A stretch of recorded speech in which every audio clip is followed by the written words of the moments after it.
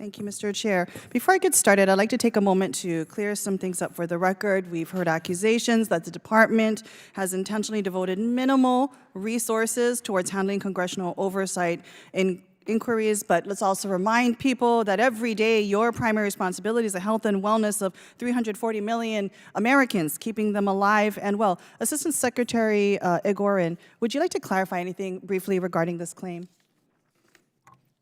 I want to just acknowledge the mission of the department is to make sure we are taking care of the welfare of the American people, and that is a very broad set of activities. Thank you, and mahalo also. You have done much of that for my community personally on the island of Maui and Lahaina. I've seen your men and women on the ground every day since the fires. You know, over the last year, select subcommittee Republicans have leveraged their majority to advance politically motivated probes that do nothing to improve the lives of everyday Americans, do nothing to ensure that we are better prepared for the next pandemic, and do nothing to protect our constituents from future public health threats. And under the guise of investigating COVID-19's origin, this select subcommittee has squandered valuable time and taxpayer dollars into probes simply for the purpose of scoring political points. And despite all of those time and resources they've wasted on their inquiry, the question for me is, what do they have to show for it? In fact, the only thing they've achieved is further politicalization of the greatest crisis of our time by pointing fingers at public health officials like yourselves and sowing distrust in our nation's intelligence community. Even before they took the majority last Congress, Republicans were already plotting their probe against Dr. Fauci. And tens of thousands of documents, more than a dozen transcribed interviews, 3 congressional hearings later, we have not seen or heard so much as a shred of evidence substantiating their claims of a cover-up of the pandemic's origins or suppression of the lab leak theory on the part of Dr. Fauci.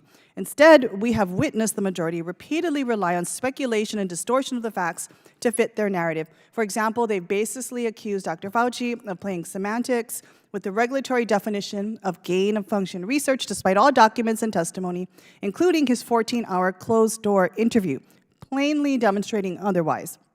And they've alleged that Dr. Fauci visited the CIA's headquarters to skew its inquiry into COVID-19's origins on the basis of whistleblower testimony that they've refused to make available to the minority for months.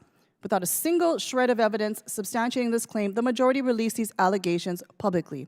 And yet 3 weeks after Dr. Fauci told us that he hasn't been to the CIA's headquarters in decades, they have neither issued a correction. And now they're trying to accuse the Biden administration of stonewalling because their probe into Dr. Fauci isn't getting them anywhere. It's all just theater.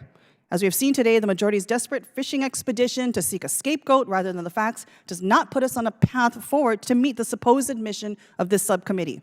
The fact is the majority's oversight and investigations have in no way enhanced our understandings of how COVID-19 came to be. So, Assistant Secretary, I'd like to discuss with you the ways in which this administration has constructively worked towards garnering a better understanding of the COVID origins pandemic. Can you please speak to the steps the Biden administration has taken on this front?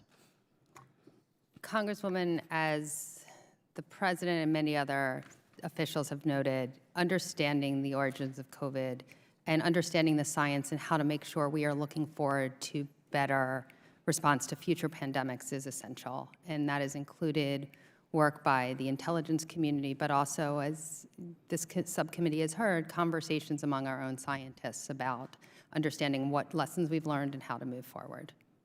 Thank you. And in their efforts to construct this extreme narrative, select subcommittee Republicans have actually undermined the intelligence community, individuals that will be critical, really, to taking on the next potential pandemic in its origins assessment. These hardworking men and women who serve our country, they have insinuated that them and the Biden administration have been withholding information due to a classified annex of the report. And let me just say that they've done so in spite of witnesses coming before our very committee, warning about the dangers of politicizing intelligence. Assistant Secretary, yes or no, is there any reason for the American people to doubt the validity of the intelligence community's origin assessment? Congresswoman, I have not read the report myself, but we take this seriously, and there's no reason people should doubt the validity of the hard work of the intelligence community. Given the individuals in the intelligence committee, the process in which they go through, would there be any reason why they should doubt an assessment brought forward by them? No, I would not see why. Thank you. I bring this up today because the purposeful undermining of public trust in the IC puts our very national security at risk. It prevents all of us from getting the objective information. We need to make sound policy, and it's a gift to our adversaries, quite frankly, who want nothing less than our Republicans to continue tearing apart the national security institutions that keep our very country safe and free. Thank you, Mr. Chair. I am out of time, and I yield back.